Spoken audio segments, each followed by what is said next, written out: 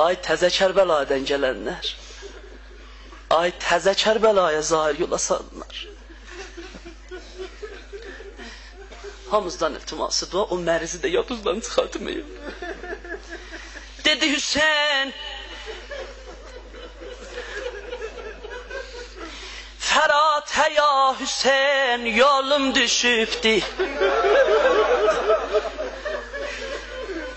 Fəratə ya Hüseyin, yolum düşübdi. Vırıftılar, sağım solum düşübdi. Rüqəyyə denəm mənim dilimcə,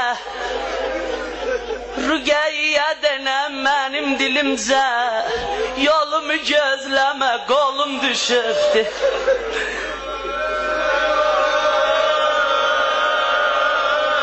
Yaralıyam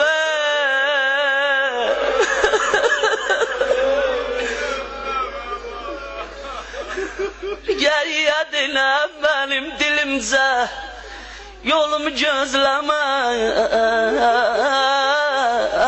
qolum düşübdi.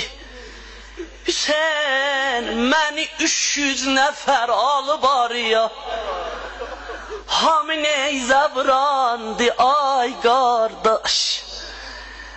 Hüseyin, məni qolsuz görüb Güleyn ofəl, Ficreley qəhrəmandı, ay qardaş. Eybi yox, əlsizin də Allah var, Allahım mehrabandı.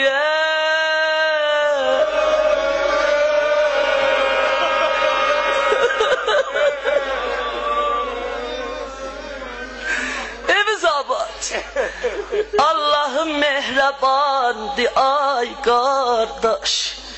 Hüseyin, Hüseyin, Hüseyin, Hüseyin. Bilmiyorum bunu deyim demeyim. Allah'a təvəkkül deyim da. Deyirəm neynəyibdi ahə Nəmud.